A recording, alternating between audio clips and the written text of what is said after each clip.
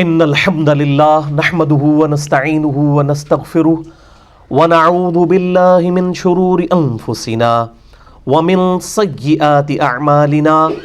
من يهده الله فلا مضل له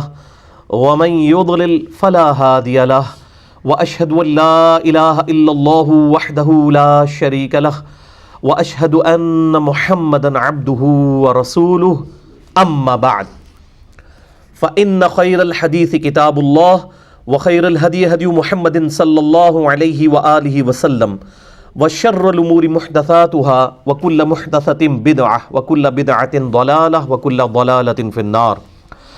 أعوذ بالله السميع العليم من الشيطان الرجيم من همزه ونفخه ونفثه. بسم الله الرحمن الرحيم. رب اشرح لي صدري ويسر لي أمري واحلل عقدة من لساني يفقهوا قولي. بسم اللہ الرحمن الرحیم. ان اللہ وملائکتہ یصلون علی النبی یا ایہا الذین آمنوا صلوا علیہ وسلموا تسلیما. اللہم صل علی محمد وعلی آل محمد کما صلیت علی ابراہیم وعلی آل ابراہیم انک حمید مجید. اللہم بارک علی محمد وعلی آل محمد كما باركت على إبراهيم وعلى آل إبراهيم إنك حميد مجيد. اللهم ربنا آتنا في الدنيا حسنة وفي الآخرة حسنة وقنا عذاب النار. ربنا آتنا من لدنك رحمة وهيئ لنا من أمرنا رشدا. لا إله إلا أنت سبحانك إني كنت من الظالمين. حسبنا اللہ ونعم الوکیل ولا حول ولا قوة الا باللہ العلی العظیم. یا حی یا قیوم برحمتک استغیث. الحمدللہ آج 3 دسمبر 2017 کو اتوار کے دن قرآن کلاس نمبر 274 میں ہم انشاءاللہ تعالی سورۃ الاحزاب کی آیت نمبر 28 سے آنورڈ سٹارٹ کریں گے. آج انشاءاللہ پارہ نمبر 21 بھی مکمل ہو جائے گا اور پارہ نمبر 22 میں بھی انشاءاللہ تعالی پہلے 2 رکوع انشاءاللہ ہم کور کر لیں گے انشاءاللہ. میرے بھائیو، اب یہ جو سورۃ الاحزاب کی آیات آ رہی ہیں 28 سے لے کے آنورڈ آیت نمبر 34 تک، ان میں کئی ایک اہم ٹاپکس ڈسکس ہونے جا رہے ہیں، اور خصوصاً یہ جو سورۃ الاحزاب کی آیت نمبر 28 اور 29 ہے، اس میں ایک بڑا آپ صلی اللہ علیہ وآلہ وسلم کی زندگی کا ایک دکھ بھرا جو ہے واقعہ ڈسکس ہونے جا رہا ہے. اور یہ دکھ آپ صلی اللہ علیہ وآلہ وسلم کو آپ کی بیویوں کی وجہ سے پہنچا، اور اس میں بھی خصوصاً سیدہ عائشہ اور سیدہ حفصہ رضی اللہ تعالی عنہما وعلیہم السلام. آپ صلی اللہ علیہ وآلہ وسلم کی ان 2 بیویوں کی وجہ سے بالخصوص اور باقی ازواج مطہرات کی وجہ سے بالعموم آپ صلی اللہ علیہ وآلہ وسلم کو سخت دلی صدمہ پہنچا. اس کو واقعہ ایلا بھی کہا جاتا ہے. آپ صلی اللہ علیہ وآلہ وسلم اپنی بیویوں سے 1 مہینہ تک ناراض رہے، کسی بیوی کے ساتھ گفتگو نہیں کی، کسی کو اپنے قریب نہیں کیا، اور حتیٰ کہ یہ آیات سورۃ الاحزاب کی نازل ہوئی جن میں اسپیسیفکلی اللہ تعالیٰ نے نبی صلی اللہ علیہ وآلہ وسلم کی بیویوں کو جو امت کی مائیں ہیں بڑے سخت انداز میں ڈانٹا کہ ہمارے محبوب صلی اللہ علیہ وآلہ وسلم کے ساتھ اس طریقے سے مس بیہیو مت کرو. آپ صلی اللہ علیہ وآلہ وسلم کو اس نظر سے مت دیکھو کہ وہ تمہارے شوہر ہیں، بلکہ وہ اللہ کے محبوب صلی اللہ علیہ وآلہ وسلم ہے. اور ظاہر ہے کہ آپ صلی اللہ علیہ وآلہ وسلم نے پوری امت کے لیے رول ماڈل بننا تھا، تو آپ صلی اللہ علیہ وآلہ وسلم بھی انہی تکلیف سے گزارے گئے جو عموماً عام لوگ بھی جن تکلیف سے گزرتے ہیں. تبھی تو آپ صلی اللہ علیہ وآلہ وسلم اپنی امت کے لیے رول ماڈل ہیں. تو آپ صلی اللہ علیہ وآلہ وسلم کو بھی اپنی بیویوں کی وجہ سے ان کی زبان کی وجہ سے تکلیف اٹھانی پڑی، اور اسی کانٹیکسٹ میں آپ کو یاد ہوگا کہ میں نے مسئلہ نمبر 105 بھی ریکارڈ کروایا تھا آج سے تقریباً 3 سال قبل، جنید جمشید پر گستاخی کے الزام کا تحقیقی جائزہ، جس میں میں نے یہ بات بتائی تھی کہ جنید جمشید صاحب نے جو الفاظ استعمال کیے ان الفاظ کی انٹینسٹی کے اوپر تو گفتگو کی جا سکتی ہے، لیکن فی نفس ہی جو ان کا وہ ٹاپک تھا، وہ ٹاپک اس سے بھی زیادہ شد و مد کے ساتھ قرآن حکیم میں سورۃ الاحزاب اور سورۃ التحریم، سورۃ الاحزاب پارہ نمبر 21 میں آیت نمبر 28، اور اس کے ساتھ ہی سورۃ التحریم پارہ نمبر 28 کی جو آخری سورت ہے اس کی پہلی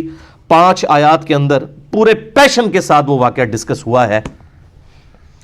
آپ صلی اللہ علیہ وآلہ وسلم کو جو اپنی بیویوں کی وجہ سے تکلیف اٹھانی پڑی، لہٰذا ان چیزوں کی ڈسکشن نہ تو امہات المومنین کی شان میں کوئی گستاخی ہے، اس کی وجہ یہ ہے کہ وہ ڈسکشن بیسیکلی آپ صلی اللہ علیہ وآلہ وسلم کے دفاع میں ہے،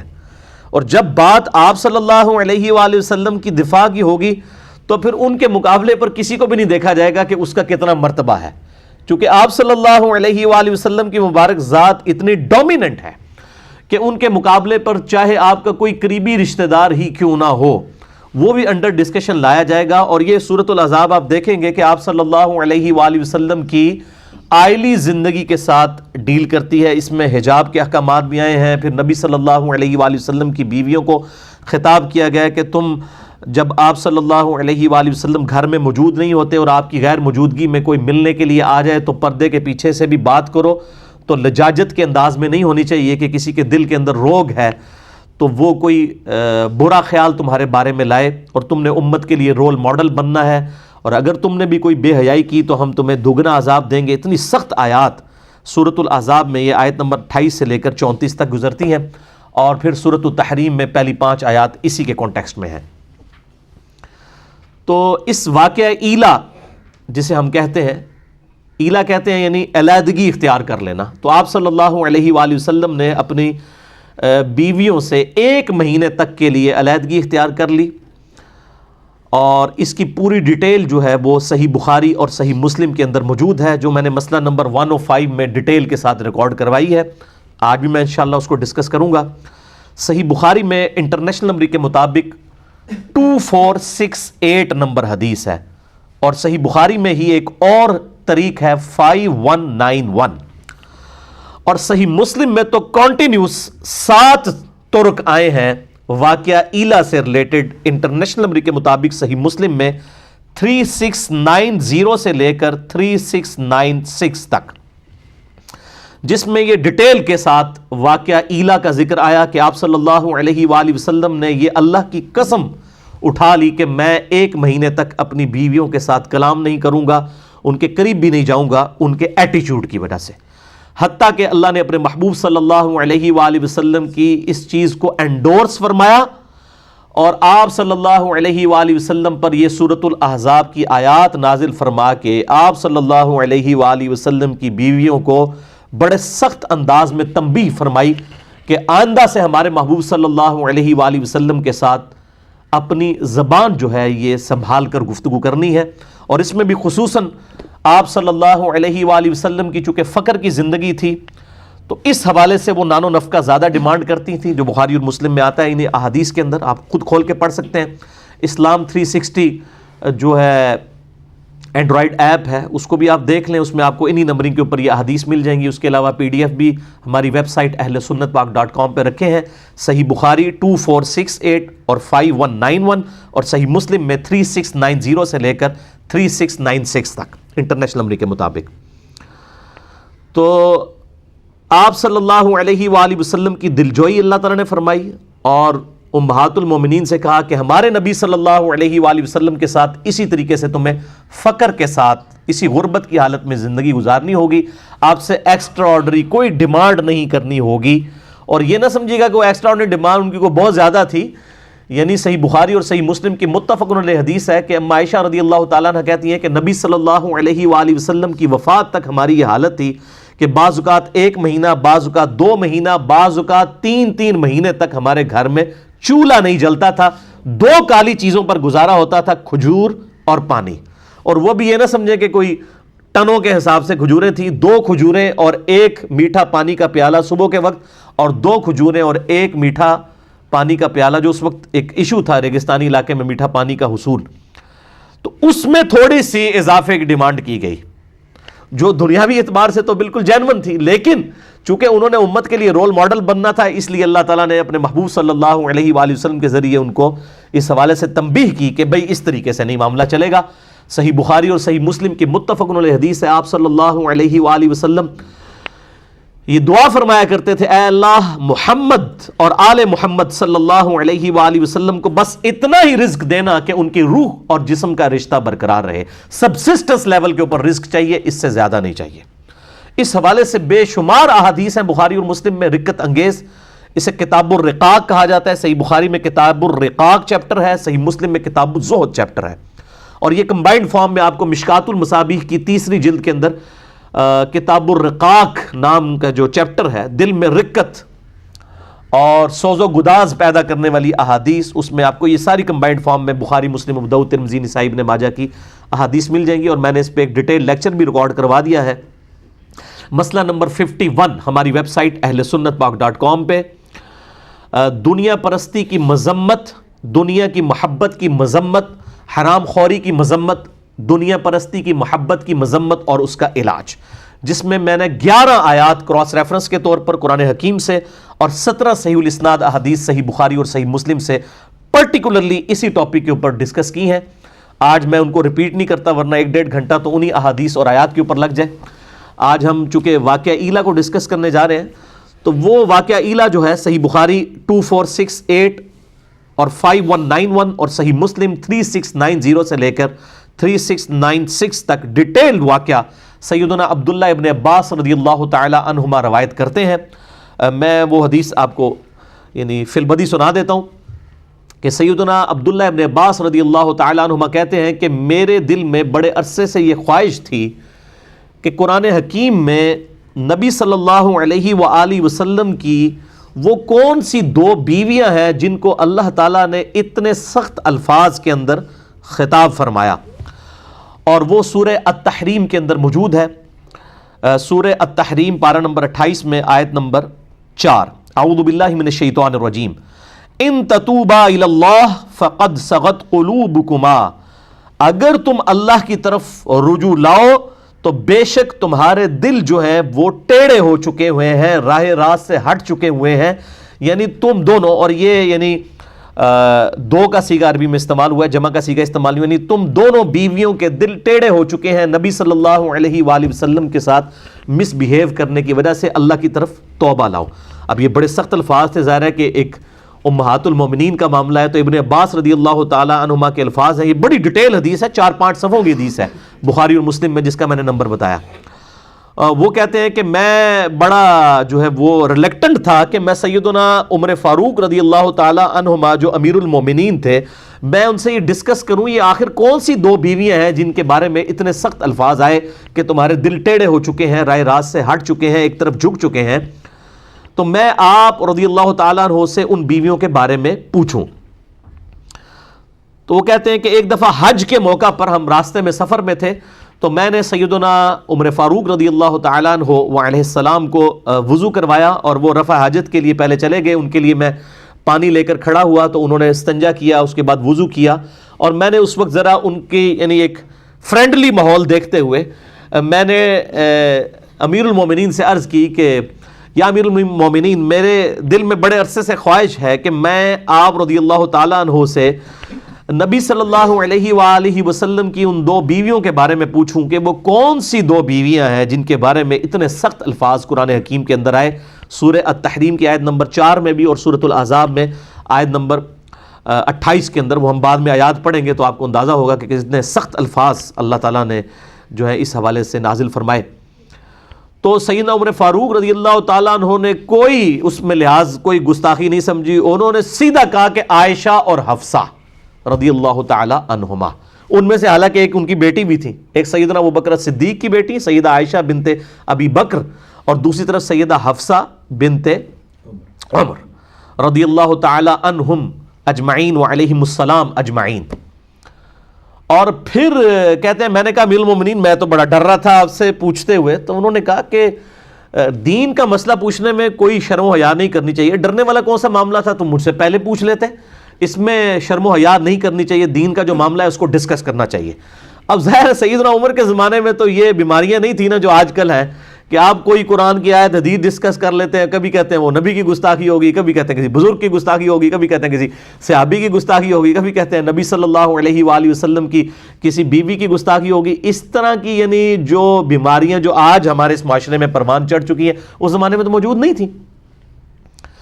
تو پھر سیدنا عمر فاروق رضی اللہ تعالیٰ عنہ سے انہوں نے عرض کیا کہ مجھے یہ ڈیٹیل واقعہ بتائیں. بخاری و مسلم کی اسی حدیث میں آتا ہے. تو سیدنا عمر نے کہا کہ میں تمہیں سناتا ہوں کہ جب ہم ہجرت کر کے مدینہ شریف آئے تو ہمیں ایک خاص ایکسپیرینس کرنا پڑا. جب تک ہم مکے میں آباد تھے تو ہماری بیویاں ہمارے بڑے کنٹرول میں رہتی تھی, اور اسلام آنے سے پہلے تو عورتوں کو ایز سچ کوئی مقام حاصل نہیں تھا. اس وجہ سے کبھی کسی عورت کی جرت نہیں ہوتی تھی کہ وہ اپنے خاوند کے ساتھ کسی معاملے میں زبان درازی کرے. لیکن جب اسلام آیا اور قرآن حکیم میں عورتوں کے حقوق نازل ہوئے تو ان حقوق نازل ہونے کی وجہ سے ظاہر ہے ایک بندہ ایک اس باؤنڈری کے اندر ہے پھر تو بات ٹھیک ہے, لیکن اسی کی پلی لیتے ہوئے سیدنا عمر کہتے ہیں کہ ہماری عورتیں جو ہے نا وہ ہم پہ شیر ہونا شروع ہو گئی. مطلب یہ ہوتا ہے, یہ نیچرل چیز ہے کہ جب آپ کسی کو اتھارٹی دیتے ہیں, یعنی ماں باپ ہیں وہ اپنے بچوں کی داڑیاں منڈوانے کے لیے مس یوز کرتے ہیں اپنی اس رسپیکٹ کو, اور کہتے ہیں جی دیکھو جی ماں باپ کا تو حکم ہے, اور میں تو حکم دینا ہوا کہ داڑھی مڈا. تو وہ ماں باپ کے ادب کو مس یوز کیا جا رہا ہوتا ہے. حالانکہ بخاری و مسلم کی متفق علیہ حدیث ہے مولا علی رضی اللہ تعالیٰ عنہ علیہ السلام سے کہ جو اطاعت ہے ماں باپ کی وہ یا کسی بھی مخلوق میں سے کسی بھی شخص کی, وہ اللہ تعالیٰ کی حدود کے اندر اندر ہے. جہاں پر وہ اللہ تعالیٰ کے ساتھ معصیت والا معاملہ آئے گا پھر کسی کی کوئی اطاعت نہیں ہے. وہ کلیئر کٹ ہے, اور یہ کوئی راکٹ سائنس نہیں ہے. یہ جو حدیث ہے بخاری اور مسلم کی کہ تم میں سے کوئی شخص اس وقت تک مومن ہی نہیں ہو سکتا جب تک کہ میں اسے اس کے ماں باپ اولاد سب لوگوں سے بڑھ کر عزیز نہ ہو جاؤں. تو اس کا کیا مطلب ہے صرف نعرے مارنا؟ نہیں, مراد یہ کہ ماں باپ اولاد سب لوگ ایک طرف کھڑے ہوں, دوسری طرف نبی صلی اللہ علیہ وآلہ وسلم کا حکم ہو, آپ کی تابعداری ہو, تو اس کو ٹاپ پرائرٹی اللہ اور اس کے محبوب صلی اللہ علیہ وآلہ وسلم کی ذات ہونی چاہیے. تو سیدنا عمر کہتے ہیں کہ پھر ہماری بیویاں جو ہے وہ ہم پہ شیر ہونا شروع ہو گئی, حتیٰ کہ جب ہم ہجرت کر کے مدینہ آئے تو مدینہ میں جو انصار کی عورتیں ہیں وہ پہلے ہی اپنے خاوندوں کے اوپر غالب تھیں. پھر ہماری بیویوں نے بھی جب ان کو دیکھنا شروع کیا تو ان کو ہور جنہوں کہتے ہیں نا پنجابی اللہ شیری ہو گئی, اور وہ ہمارے ساتھ یہ معاملہ کرنا شروع ہو گئی. پھر سیدنا عمر کہتے ہیں کہ ایک دن ایسا ہوا کہ میری بیوی نے ایک مسئلے میں میرے ساتھ زبان درازی کی,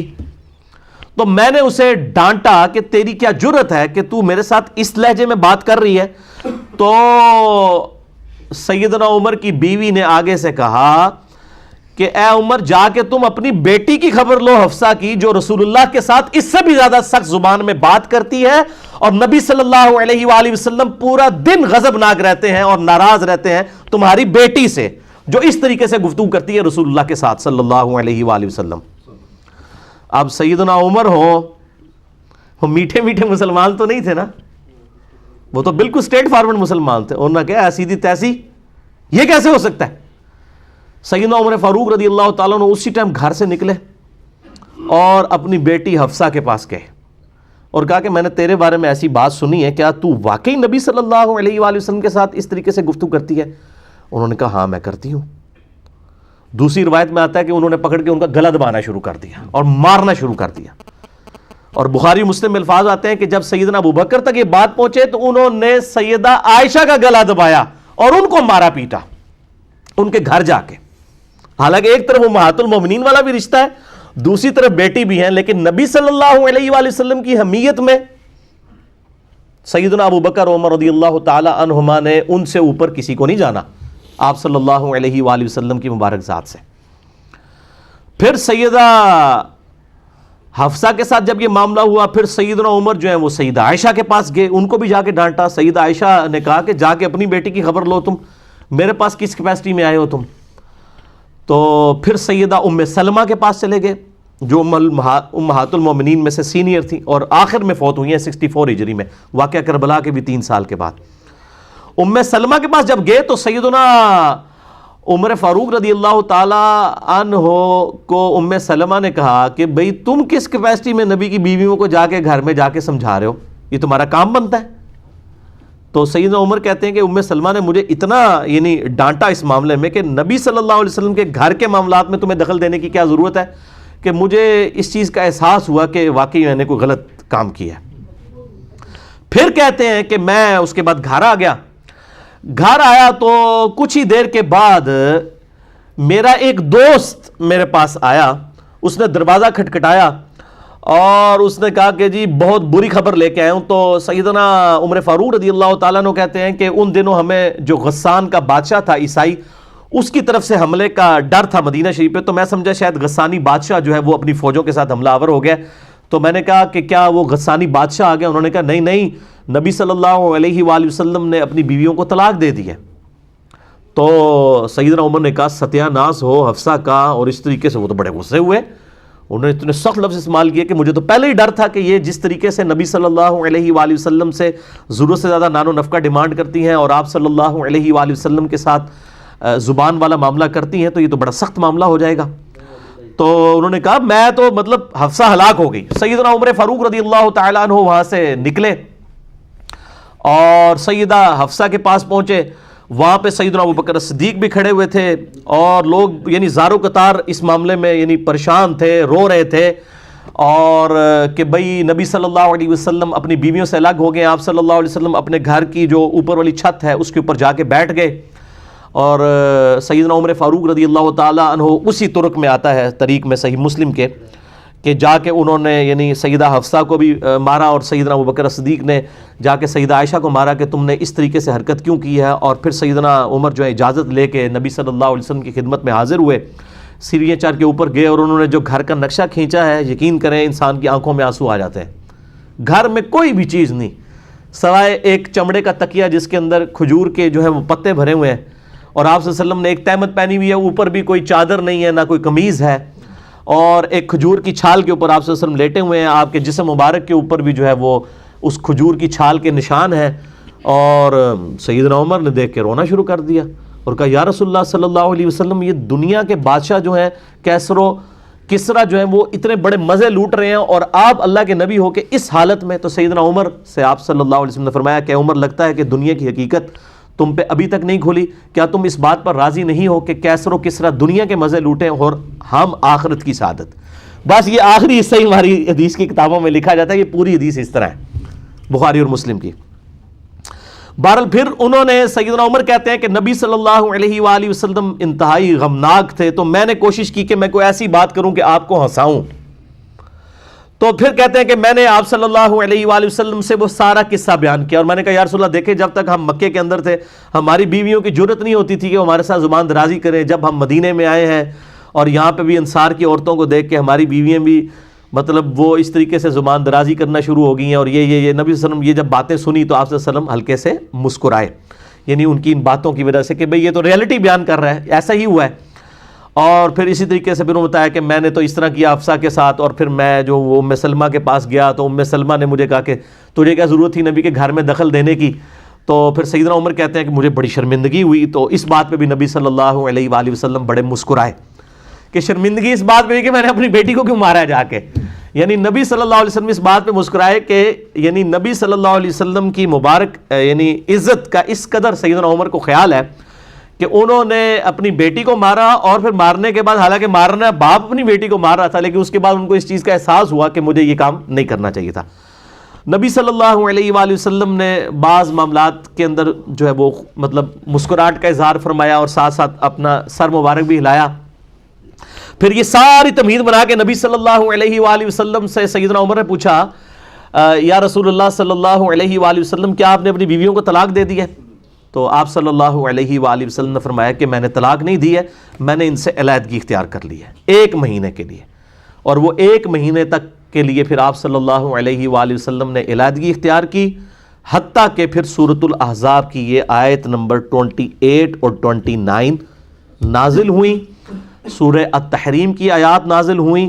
جن کے اندر کیٹاگوریکل مینشن کر دیا گیا کہ اگر ہمارے محبوب صلی اللہ علیہ وآلہ وسلم کے ساتھ تم رہنا چاہتی ہو تو یہ بات یاد رکھو کہ اسی طریقے سے فقر کی زندگی گزارنی ہوگی، اور اسی طریقے سے تم نے امت کے لیے رول ماڈل بننا ہے۔ ایسا نہ ہو کہ تم نبی صلی اللہ علیہ وآلہ وسلم کے ساتھ مس بیہیو کرو، یہ بالکل نہیں ہونا چاہیے۔ اور اگر تم اس طریقے سے گزارا نہیں کرنا چاہتی ہو تو ہم اپنے نبی کو یہ اختیار دیتے ہیں کہ وہ تمہیں طلاق دے کے فارغ کر دے۔ اللہ تعالیٰ اپنے نبی کو تم سے بہتر بیویاں عطا فرمائے گا، تم سے زیادہ عبادت گزار ہوں گی، روزے رکھنے والیاں ہوں گی،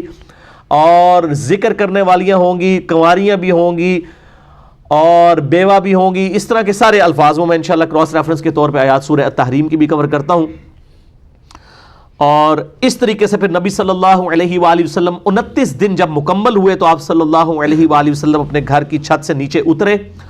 اور پھر آپ صلی اللہ علیہ وسلم سیدہ عائشہ کے پاس آئے اور کہا کہ یہ اللہ تعالیٰ نے قرآن میں آیات نازل فرمائی ہے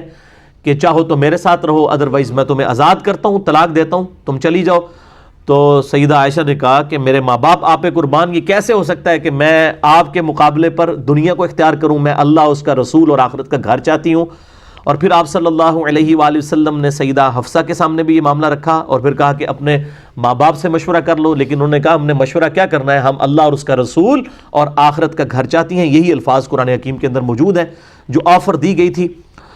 تو یہ میرے بھائیوں پورے کا پورا واقعہ تھا، اسے واقعہ ایلا کہا جاتا ہے۔ یہ آپ صلی اللہ علیہ وآلہ وسلم کی زندگی کا بڑا اہم ترین واقعہ ہے، اور اس کی امپورٹنس کا اندازہ آپ اس چیز سے لگائیں کہ اللہ تعالیٰ نے اس واقعے کو قرآن میں ڈسکس کیا ہے۔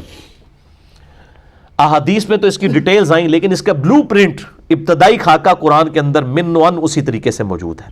اور یہ بڑا حیران کن معاملہ ہے کہ اللہ تعالیٰ نے اپنے محبوب صلی اللہ علیہ وآلہ وسلم کی عزت اور توقیر کی خاطر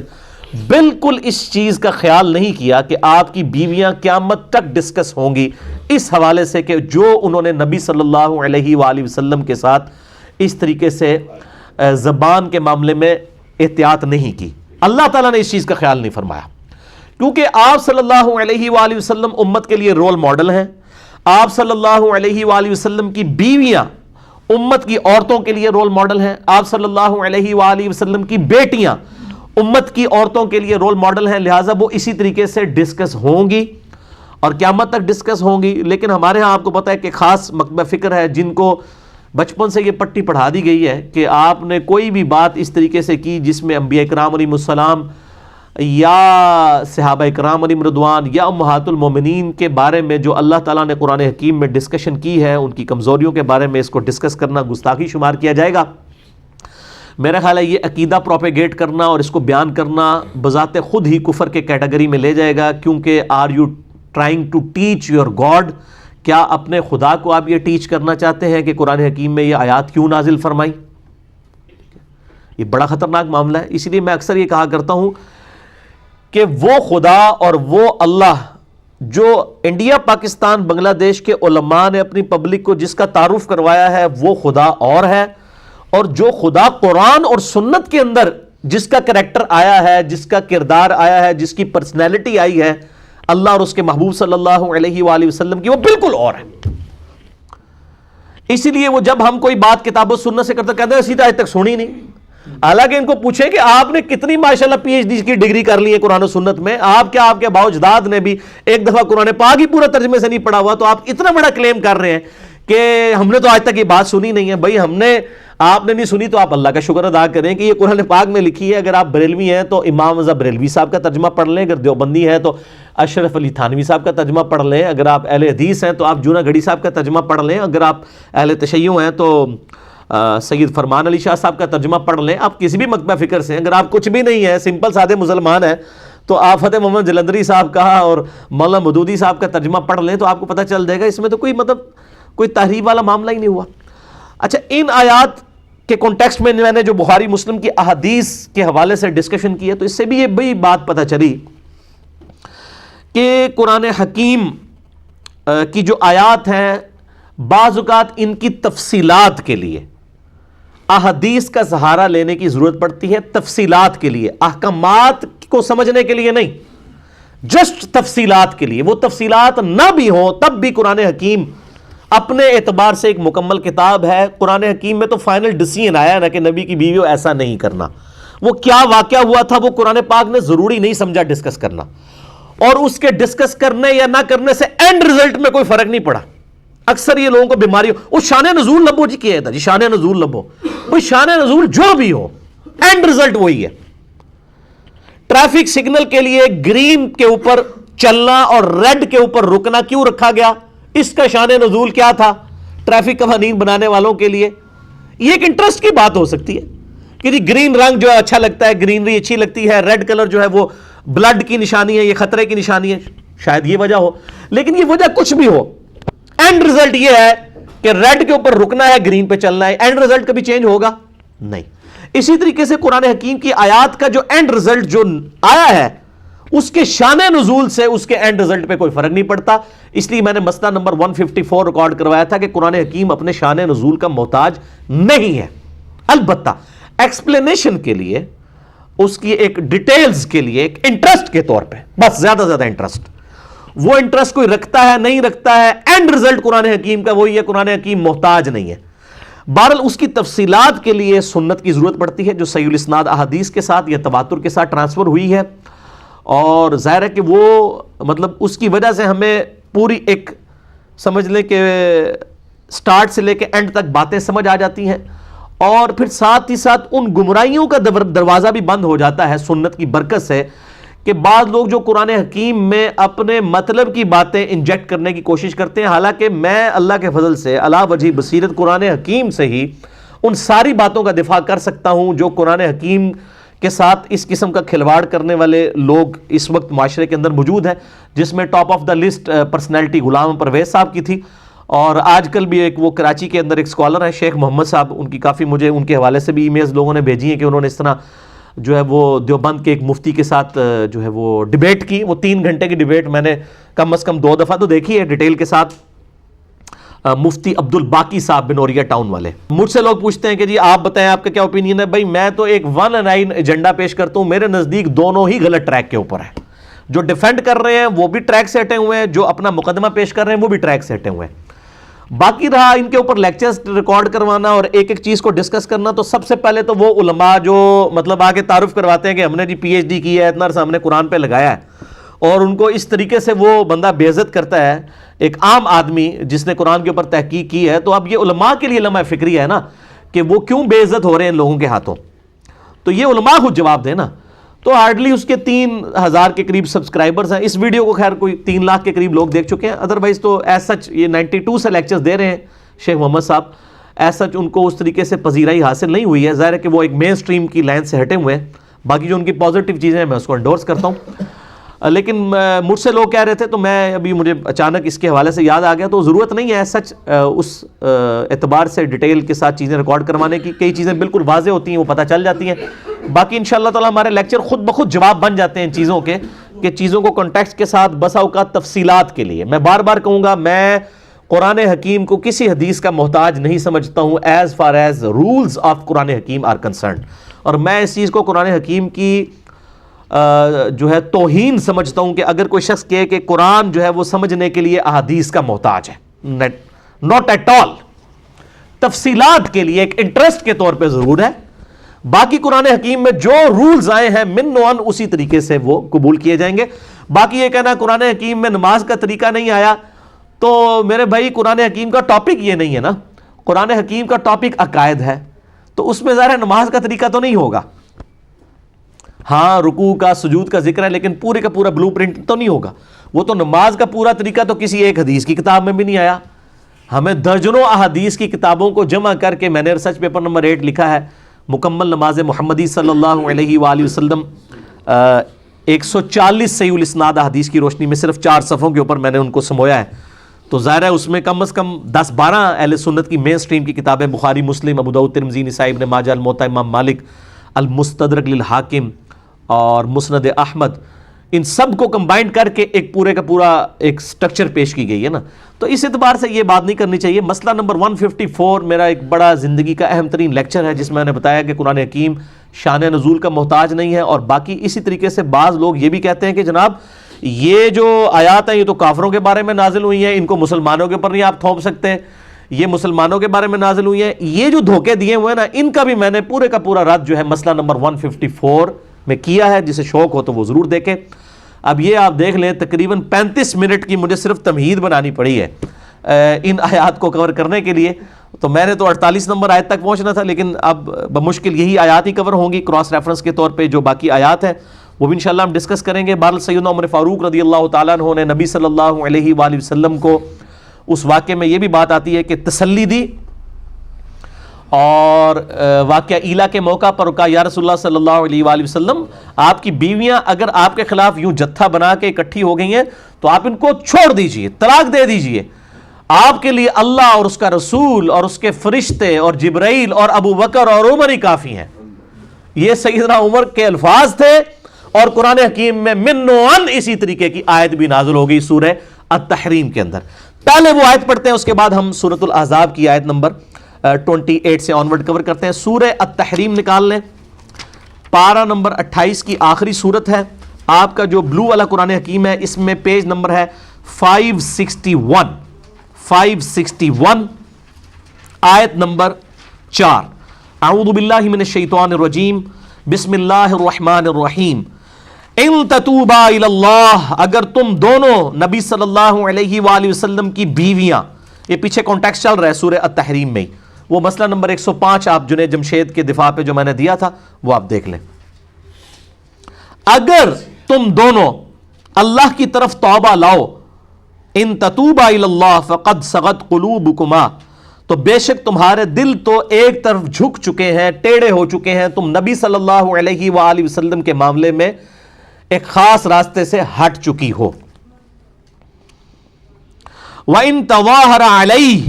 اور اگر تم نے نبی صلی اللہ علیہ وآلہ وسلم کی بیویوں نے نبی صلی اللہ علیہ وآلہ وسلم کے خلاف کوئی جتھا بنا لیا, تو یاد رکھو فَإِنَّ اللَّهَ هُوَ مَوْلَاهُ, تو اللہ ہے جو نبی کا مولا ہے, دلی محبوب ہے, پشت پناہ ہے. وَجِبْرِيل, اور جبریل, وَصَالِحُ الْمُؤْمِنِينَ, اور نیکوکار مؤمنین, والملائکۃ بعد ذالک ظہیر, اور اس کے بعد فرشتے بھی نبی صلی اللہ علیہ وآلہ وسلم کے مددگار ہیں, پشت پناہ ہیں. یعنی یہ وہ والی مدد نہیں ہے وہ جو لے رہے ہوتے ہیں جی وہ بزرگ, اس سے وہ کہہ رہے ہیں کہ نبی صلی اللہ علیہ وسلم کے مددگار دیکھو اللہ, فرشتے, جبرائیل ہیں, تو اس کا مطلب ہے کہ نبی صلی اللہ علیہ وسلم المدد یا ابو بکر, المدد یا عمر کہتے تھے, نعوذ باللہ. وہ مسئلہ نمبر 3 میرا ریکارڈڈ ہے, دعا صرف اللہ ہی سے. اس سے مراد ہے ظاہری اسباب میں اللہ تعالیٰ نے فرشتوں کو اور نبی صلی اللہ علیہ وسلم کے اصحاب کو آپ صلی اللہ علیہ وآلہ وسلم کا ساتھی بنایا ہے. اور آگے دیکھیں کتنے سخت الفاظ ہیں. عسى ربه ان طلقکن, قریب ہے کہ ہمارے محبوب صلی اللہ علیہ وآلہ وسلم اگر تمہیں طلاق دے دیں تو ان کا رب ان کو ان یبدلہ, تبدیل کر دے, تمہاری جگہ اور بیویاں دے دے, ازواجا غیر منکن, تم بیویوں کو چھوڑ کر اس کے بدلے میں اور اچھی بیویاں عنایت فرما دے, مسلمات, جو تابع فرمان ہو ہمارے نبی کی, مؤمنات, پکی مؤمنہ ہو, قانتات, تابع فرمان ہو, قناعت کرنی والی ہو, تائبات, توبہ اور رجوع لانے والی ہوں, عابدات, عبادت گزار ہوں, صائحات, اور روزہ رکھنے والی ہوں, ثیبات و ابکارا, بیوہ بھی ہوں, اور یعنی جو پہلے سے شادی شدہ یا طلاق یافتہ, اور کنواریاں بھی, کیونکہ اس میں اب سیدہ حفصہ جو ہیں وہ آپ سمجھ لیں کہ کنواری نہیں تھیں اور سیدہ عائشہ کنواری تھیں, دونوں کو اس حوالے سے ایڈریس کر دیا گیا. اب یہ دیکھیں کتنے سخت الفاظ آئے ہیں, اور اللہ تعالیٰ نے یعنی نبی صلی اللہ علیہ وآلہ وسلم کے معاملے میں کس قدر غیرت والا معاملہ, جس کو کہ اللہ تعالیٰ نبی صلی اللہ علیہ وسلم فرماتے ہیں, بخاری مسلم کی حدیث ہے کہ اللہ تعالیٰ سب سے بڑھ کر غیرت مند ہے. اور آپ دیکھ لیں اللہ تعالیٰ نے اس معاملے میں کوئی ایسا معاملہ نہیں کیا کہ اس کو پس پش ڈال دیا جائے. اب وہ آپ سورۃ الاحزاب کی آیت نمبر 28 آنورڈ, اب آپ کو ان آیات کی انٹینسٹی کا سمجھ آئے گا کہ یہ بات کیا ہو رہی ہے. یا ایھا النبی, اے نبی صلی اللہ علیہ وآلہ وسلم, اے خاص نبی, ان نبی کے ساتھ خاص نبی, قل لازواجک, فرما دیجئے اپنی بیویوں سے, ان کنتن تردن الحیات الدنیا, اگر تم دنیاوی زندگی کو چاہتی ہو, وزینتہا, اور اس کی آرائش کو, فتعالین امتعکن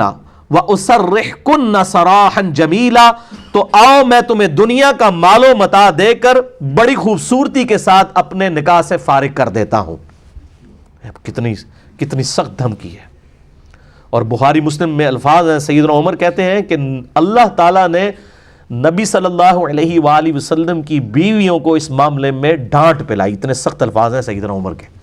یہ میرے ذاتی الفاظ نہیں ہیں۔ اللہ اکبر۔ وَإِن كُنتُنَّ تُرِيدْنَ اللَّهَ وَرَسُولَهُ وَالدَّارَ الْآخِرَةَ، اور اگر تم خواہش مند ہو اللہ اور اس کے رسول اور آخرت کے گھر کو، یعنی اللہ اور اس کا رسول عز و جل و صلی اللہ علیہ وآلہ وسلم اور آخرت کا اگر گھر چاہتی ہو، یعنی ظاہر ہے کہ دنیا تو پھر آپ کو چوپڑیاں نہ دو تو نہیں ہوگا نا، یعنی دنیا کی قربانی تو کرنی پڑے گی۔ اگر تم اللہ اور اس کے رسول صلی اللہ علیہ وآلہ وسلم اور آخرت کے گھر کو چاہتی ہو، پھر کیا کرنا ہوگا؟ فَإِنَّ اللَّهَ أَعَدَّ لِلْمُحْسِنَاتِ مِنْكُنَّ أَجْرًا عَظِيمًا، تو یاد رکھو پھر تم نبیوں کی بیویوں میں سے جو کوئی بیویاں ایسی ہوں گی جو نیکوکار ہوں گی تو ان کے لیے بڑا اجر عظیم ہے۔ کیٹاگوریکلی سب کو نہیں کہہ دیا گیا، تم میں سے بھی جو نیکوکاری کی، یعنی تمہیں بھی وہ ٹیسٹ پاس کرنا پڑے گا۔ یہ نہیں ہے کہ نبی علیہ السلام کی نسبت کی وجہ سے تمہیں جو ہے وہ چھوٹ مل جائے گی، نہیں، بلکہ سورہ التحریم کا تو جو اینڈ ہوا ہے وہ تو بڑے سخت الفاظ میں ہوا ہے کہ ہمارے دو نیکوکار بندے سیدنا لوط اور سیدنا نوح علیہ السلام کی بیویاں دونوں کافرہ تھی، اور وہ دو نیک بندے اپنی بیویوں کو اللہ کے عذاب سے نہیں بچا سکے۔ تو بیسیکلی اس کی طرف اشارہ تھا کہ یہاں پہ بھی سیدہ عائشہ اور سیدہ حفصہ رضی اللہ تعالی عنہما وعلیہم السلام اگر یہ سمجھتی ہیں کہ نبی صلی اللہ علیہ وآلہ وسلم کے ساتھ رشتہ ان کے کچھ کام آ جائے گا اگر انہوں نے نبی صلی اللہ علیہ وآلہ وسلم کے ساتھ بفرض محال خیانت والا معاملہ کیا، تو ایسا معاملہ وہاں پہ آتا ہے کہ لوط اور نوح کے ساتھ خیانت کی انہوں نے، وہ تو کافرہ تھی نا، بے حیائی والا معاملہ تو نبی کی بیوی کے معاملے میں ہو ہی نہیں سکتا، چاہے وہ کافرہ بھی رہی ہیں بیویاں نبیوں کی، لیکن ان میں سے کوئی یعنی بے حیائی والا معاملہ کسی کے ساتھ نہیں تھا۔ اور یہاں پہ تو الحمدللہ بخاری کے اندر حدیث موجود ہے، سیدنا عمار ابن یاسر رضی اللہ تعالیٰ عنہما کو جب مولا علی رضی اللہ تعالیٰ عنہ علیہ السلام نے جنگ جمل کی تیاری کے لیے بھیجا کوفے میں، تو سیدنا حسن جو ہے وہ ممبر کے اوپر والی سیڑھی پہ تھے اور سیدنا عمار ابن یاسر نیچے تھے، اور انہوں نے کہا کہ سیدہ عائشہ بصرہ سے روانہ ہو چکی ہیں، اللہ کی قسم وہ دنیا اور آخرت میں تمہارے نبی کی بیوی ہیں، لیکن اللہ نے تمہیں آزمائش میں ڈالا ہے کہ تم اللہ کی اطاعت کرتے ہو یا عائشہ کی اطاعت کرتے ہو، کیونکہ امیر المومنین سیدنا علی کی اطاعت اللہ کی اطاعت ہے، یا ایھا الذین آمنوا اطیعوا اللہ واطیعوا الرسول واولی الامر منکم، اللہ اس کے رسول کی اطاعت کرو جو تم میں حکمران ہے، تو امیر المومنین سیدنا علی ہیں، ان کی اطاعت اللہ کی اطاعت ہے۔ عائشہ کا مرتبہ ختم نہیں ہو گیا، وہ دنیا اور آخرت میں تمہارے نبی کی بیوی ہے، لیکن اللہ تمہیں آزمائش میں ڈال رہا ہے کہ تم عائشہ کی اطاعت کرتے ہو یا اللہ کی اطاعت کرتے ہو۔ تو وہاں پر بھی حالانکہ اختلافی خطبہ ہو رہا ہے، اس میں بھی انہوں نے رسپیکٹ کا خیال رکھا کہ سیدہ عائشہ دنیا اور آخرت میں نبی صلی اللہ علیہ وآلہ وسلم کی بیوی ہیں، اور قربان جائے امام بخاری نے سیدہ عائشہ کے فضائل والے چیپٹر میں یہ حدیث لی ہے، اور آدھی حدیث نہیں لی ہے کہ عائشہ دنیا اور آخرت میں نبی کی بیوی ہیں، پورا انہوں نے لکھا کہ اللہ نے تمہیں آزمایا ہے کہ تم عائشہ کی اطاعت کرتے ہو یا اللہ کی اطاعت کرتے ہو۔ علی کے ساتھ کھڑا ہونا گویا اللہ کے ساتھ کھڑا ہونا ہے۔ تو دنیا اور آخرت میں نبی صلی اللہ علیہ وآلہ وسلم کی بیویاں ہماری مائیں، جو اسی صورت کے شروع میں بھی آ گیا تھا، النبی اولا بالمؤمنین من انفسہم وازواجہ امہاتہم، نبی صلی اللہ علیہ وآلہ وسلم مومنین کی جانوں پر ان کی جانوں سے بڑھ کر حق رکھتے ہیں، اور نبی کی بیویاں امت کی مائیں ہیں، الحمدللہ۔ یا نساء النبی، اے نبی صلی اللہ علیہ وآلہ وسلم کی بیویوں، من یأتی منکن بفاحشۃ مبینہ، تم میں سے جس کسی نے بھی کھلی بےہودگی کا ارتکاب کیا، کسی بد اخلاقی کا ارتکاب کیا، یضاعف لہ العذاب ضعفین، تو اللہ تعالیٰ تمہیں دگنا عذاب دے گا۔ یہ نہیں ہوگا کہ نبی کی نسبت کی وجہ سے کوئی ریلیکسیشن مل جائے، چونکہ تمہارا مرتبہ بہت بلند ہے، تمہارے لیے عذاب بھی ڈبل ہوگا اگر تم نے کوئی غیر اخلاقی حرکت کی۔ وَكَانَ ذَلِكَ عَلَى اللَّهِ يَسِيرًا، اور یہ اللہ کے لیے بہت آسان ہے، یعنی اللہ تعالیٰ کو اس چیز کی پرواہ نہیں ہے کہ تمہارا مرتبہ کیا ہے، اللہ تعالیٰ نے تو اپنی رولز اور ریگولیشن کو دیکھنا ہے اور اپنے محبوب صلی اللہ علیہ وآلہ وسلم کی عفت و عصمت کو دیکھنا ہے۔ وَمَن يَقْنُتْ مِنكُنَّ لِلَّهِ وَرَسُولِهِ، اور جو کوئی تم میں سے اللہ اور اس کے رسول کی تابع فرمان رہے گی، وَتَعْمَلْ صَالِحًا، اور نیک اعمال اختیار کرے گی، نُؤْتِهَا أَجْرَهَا مَرَّتَيْن، تو ایسی نبی کی بیویوں کو پھر اجر بھی ڈبل ملے گا. یعنی دوسری طرف اجر بھی ڈبل ہے رتبے کی وجہ سے، ایک طرف اگر تم نے بد اخلاقی کی تو عذاب بھی ڈبل، اجر بھی ڈبل ہے. وَأَعْتَدْنَا لَهَا رِزْقًا كَرِيمًا، اور ایسی نبی کی بیویوں کے لیے ہم نے عزت والی روزی تیار کر رکھی ہے. یا نساء نبی، اب یہ دیکھیں بار بار یعنی ڈائریکٹ خطاب. آپ ذرا دیکھیں، میں تو یہ سوچتا ہوں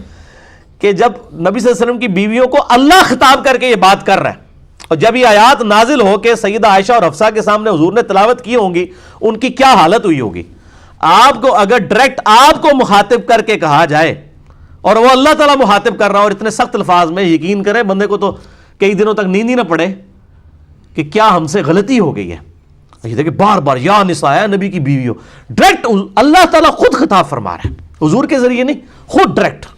یا نساء نبی، اے نبی کی بیویوں، لستن کاحد من النساء، تم جو ہو کسی عام عورتوں کی طرح کوئی عورت نہیں ہو. ان اتقیتن فلا تخضعن بالقول، اگر تم پرہیزگاری اختیار کرو تو مت بات کیا کرو نرمی کے ساتھ. فیطمع الذی فی قلبہ مرض وقلن قولا معروفا، کہ جس کے دل میں مرض ہے وہ کوئی لالچ لے آئے. یعنی نبی کی غیر موجودگی میں اگر آپ کا کوئی صحابی پردے میں آتا ہے تو ان کے ساتھ لجاجت کے ساتھ گفتگو نہ کرو بلکہ سخت انداز میں. اسی لیے میرا یہ موقف ہے کہ ڈاکٹر فرحت ہاشمی کی جو گفتگو کا سٹائل ہے وہ ایسا سٹائل ہے کہ جو ایک عورت مرد کے سامنے نہیں گفتگو کر سکتی. مجھ سے لوگ اکثر پوچھ رہے ہوتے ہیں تو میں ان کی بڑی عزت کرتا ہوں. میں سمجھتا ہوں وہ اکیلی عورت جو ہے مجاہدہ عورت ہے. اور ان کے خاوند کے ساتھ بھی میری کافی لمبی ڈسکشن بھی ہوئی. ہمارے آفس کے قریب ہی ان کا الہدا انٹرنیشنل کا وہ بنا ہوا ہے آفس بھی. تو عورتیں ضرور سنیں کیونکہ ان کا جو انداز ہے نا، اس انداز میں عورت کو اجازت نہیں کہ مرد کے ساتھ گفتگو کرے. تو مرد پھر ان کے لیکچر نا، ان کے ہسبینڈ کے لیکچر سنیں. اور کئی اسکالرز ہیں، ڈاکٹر اسرار صاحب ہیں اور لوگ ہیں، ان کے لیکچر سن لیے جائیں. تو جس کے دل میں مرض ہے وہ کوئی اس معاملے میں معاملہ نہ کرے. وقرن فی بیوتکن، اور اپنی گھروں میں ٹھہری رہو. ولا تبرجن تبرج الجاہلیت الاولی، اور اپنی خوبصورتی کی آرائش اس طرح نہ کرو جس طرح زمانہ جاہلیت میں کیا کرتی تھی. یعنی اس زمانے میں جب پردے کے احکام نازل ہونے سے پہلے کی بات ہے. اب یہ پردے کے احکام سورۃ النور اور سورۃ الاحزاب میں، یہ آیات آلریڈی میں پردے کے کانٹیکسٹ میں کور کر چکا ہوں، اور پردے کے اوپر اور عورتوں کے سارے مسائل سے ریلیٹڈ، پردے سے ریلیٹڈ ہو، ان کی نماز کا مسئلہ ہو، ان کی اقامت کا، قربانی کا، اور ٹائنیز ڈیٹیل تک آپ سمجھ لیں سینکڑوں ٹاپکس کو میں نے 2 گھنٹے کے اندر کور کیا ہے. مسئلہ نمبر 161B عورتوں کے حجاب کے اوپر، اور 161A پارٹ جو تھا غض بصر کے اوپر تھا، آنکھوں کی حفاظت کے اوپر. اور میں نے بخاری اور مسلم کی جتنی احادیث ہیں اور اس کے علاوہ باقی کتابوں کی الحمدللہ اس میں کور کی ہیں. اور کراس ریفرنس کے طور پہ سورۃ النور، سورۃ الاحزاب کی ساری آیات پردے کے حوالے سے اور نظروں کی حفاظت کے حوالے سے، بے حیائی کے کانٹیکسٹ میں، اور یہ ویلنٹائن ڈے والا جو بغیرتی والا معاملہ ہے، یہ سب کی سب چیزوں کے رد میں نے ساری الحمدللہ ڈیٹیل گفتگو کی ہے. آج میں اس ڈیٹیل میں نہیں جاؤں گا. وقرن فی بیوتکن ولا تبرجن تبرج الجاہلیت الاولی واقمن الصلاۃ، اور نماز قائم رکھو. وآتین الزکاۃ، اور زکوٰۃ دیتی رہو. واطعن اللہ ورسولہ، اور اطاعت کرو اللہ اور اس کے رسول کی. انما یرید اللہ لیذھب عنکم الرجس اہل البیت ویطہرکم تطہیرا، اللہ تو صرف یہی چاہتا ہے اے نبی کے گھر والوں کہ تم سے ہر طرح کی ناپاکی دور کر دے اور تمہیں خوب صاف ستھرا کر دے. اسے آیت تطہیر بھی کہتے ہیں. اس کو میں انشاءاللہ بعد میں ڈیٹیل سے ڈسکس کرتا ہوں. پہلے اگلی آیت بھی اسی کانٹیکسٹ میں وہ کور کر لیں. وَاذْكُرْنَ مَا يُتْلَى فِي بُيُوتِكُنَّ مِنْ آيَاتِ اللَّهِ وَالْحِكْمَةِ، اور یاد رکھو اللہ کی ان آیات کو جو تمہارے گھروں میں صبح و شام روزانہ پڑھی جاتی ہیں. اللہ کی آیات اور حکمت والی باتیں، یعنی تمہارے گھروں کے اندر قرآن نازل ہو رہا ہے. ہمارے محبوب صلی اللہ علیہ وآلہ وسلم کے ذریعے تمہارے گھروں میں کوئی تمہارا سٹیٹس کتنا اعلیٰ ہے. ان اللہ کان لطیفا خبیرا، بے شک اللہ تعالی لطف فرمانے والا ہے اور باخبر ہے. الحمدللہ. یہ آیت نمبر 34 تک ہماری یہ واقعہ ایلا کے حوالے سے آیات کور ہوئی. کراس ریفرنس کے طور پہ میں نے سورۃ التحریم کو بھی کور کر دی. یہ آیت تطہیر کہلاتی ہے. طہارت والی آیت، اس کانٹیکسٹ میں ان آیات کے کانٹیکسٹ سے بالکل واضح کلیئر ہو گیا کہ تعویل خاص کے اعتبار سے تو یہ آیات پرٹیکولرلی نبی صلی اللہ علیہ وآلہ وسلم کی بیویوں اور آپ کے اہل بیت کو خطاب تھا، گھر والوں کو. ظاہر ہے گھر والوں میں بیویاں تو آتی ہیں. تو اس معاملے میں اہل سنت اور اہل تشیع میں ایک ایکسٹریم رویہ آ گیا. اور پچھلے دنوں میرا ایک کلپ بھی اس حوالے سے چڑھا تھا. وہ لیکچر تو میں نے 4-5 سال پہلے دیا تھا، مسئلہ نمبر 66B سیدنا حسین رضی اللہ تعالیٰ عنہ علیہ السلام کے فضائل کے اوپر. اسی میں سے ایک کلپ تھا آیت تطہیر کے بارے میں سنی شیعہ اختلاف، اور ساتھ یہ ایک اور کلپ چڑھا تھا آیت مودت. یہ آیت تطہیر سورہ الاحزاب کی آیت نمبر 33 ہے 33، اور وہ سورہ الشورى کی آیت نمبر 23 ہے. یہ 33 وہ 23. قُلْ لَا أَسْأَلُكُمْ عَلَيْهِ أَجْرًا إِلَّا الْمَوَدَّةَ فِي الْقُرْبَى. ان دونوں کے حوالے سے اہل سنت اور اہل تشیع میں ایکسٹریم رویے پائے جاتے ہیں. دونوں کلپ آپ آیت تطہیر انجینئر محمد علی مرزا، آیت مودت انجینئر محمد علی مرزا، یہ لکھ دیں تو وہ کلپ کھل جائیں گے. میں آج اس ڈیٹیل میں نہیں جاتا ہوں کہ اس کی تفصیلات کیا ہیں. ایک 5B ریسرچ پیپر پیچھے سے مجھے پکڑا دیجیے گا. اس حوالے سے میرے بھائیوں، یہ تعویل خاص کے اعتبار سے تو نبی صلی اللہ علیہ وآلہ وسلم کی بیویوں کو خطاب ہے. اور پورا کانٹیکسٹ آپ دیکھ لیں، آیت نمبر 33 سے پہلے کا بھی اور بعد والا بھی. پورا کانٹیکسٹ بتا رہا ہے کہ ازواج مطہرات رضی اللہ عنہم اجمعین وعلیہم السلام کو خطاب ہے. لیکن اللہ تعالیٰ کے محبوب صلی اللہ علیہ وآلہ وسلم نے اس حوالے سے ایکسٹینشن کے طور پر مزید 4 ہستیوں کو بھی اہل بیت میں شمار کیا ہے اور ان کے فضائل بیان کیے ہیں. اس کانٹیکسٹ میں اہل سنت کی مین سٹریم کی کتاب صحیح مسلم میں حدیث موجود ہے انٹرنیشنل نمبر کے مطابق 6261، اور اس کی راویہ خود اما عائشہ ہیں رضی اللہ تعالیٰ عنہ وسلام اللہ علیہا. وہ کہتی ہیں کہ نبی صلی اللہ علیہ وآلہ وسلم اپنے گھر سے ایک دن اس حال میں برآمد ہوئے کہ آپ نے کالے رنگ کی چادر اوڑھی ہوئی تھی جس پہ جو اونٹ کے کجاوے ہیں ان کی ہنڈیوں کی شکل کی جو ہے وہ بنی ہوئی تھی امیجز. اور اتنے میں سیدنا حسن آئے تو نبی صلی اللہ علیہ وآلہ وسلم نے ان کو اپنی چادر کے نیچے لیا. پھر سیدنا حسین آئے، ان کو بھی لیا. پھر سیدہ فاطمہ آئی، اور پھر سیدنا علی آئے رضی اللہ عنہم اجمعین وعلیہم السلام. ان چاروں کو اپنے ساتھ چادر کے نیچے لیا، اور پھر آپ نے یہی آیت تلاوت کی، انما یرید اللہ لیذھب عنکم الرجس اہل البیت ویطہرکم تطہیرا. اے نبی کے گھر والو، اللہ تعالیٰ تو چاہتا ہے تم سے ہر طرح کی ناپاکی دور کر دے اور تمہیں خوب صاف ستھرا کر دے. اور اسی طریقے سے انٹرنیشنل نمبر کے مطابق جو غدیر خم کی حدیث ہے، 4 طریق صحیح مسلم کے اندر آئے ہیں، 6225 6225 سے 6228 تک. اس کے علاوہ بھی 8 طریق میں نے جمع کیے ہیں. اپنا جو ریسرچ پیپر ہے میرا، ریسرچ پیپر نمبر 5B واقعہ کربلا کا حقیقی پس منظر 72 صحیح الاسناد احادیث کی روشنی میں. اور یہ 72 کے ٹائٹل سے میں نے اہل سنت کی مین سٹریم کی کتابوں سے 200 احادیث جمع کی ہیں، جس میں میں نے سنی شیعہ کنفلکٹ کے حوالے سے جو اہل سنت کا مقدمہ پیش کیا ہے، اہل سنت فرقے کا نہیں، اہل سنت کے منہج کا. اور نہ اس میں اہل سنت کا لحاظ کیا گیا ہے، نہ اہل تشیع کا. جو بالکل حق بات ہے وہ بتا دی گئی ہے. اور یہ ہماری ویب سائٹ کے اوپر آپ ریسرچ پیپرز میں سے 5B ڈاؤن لوڈ کر سکتے ہیں، اور لیکچر کے اینڈ پہ بھی آپ کو اس کی ہارڈ کاپی سب کو مل جائیں گی. ہزاروں کی تعداد میں ہم چھاپتے ہیں. اس میں 33 نمبر غدیر خم کی حدیث کے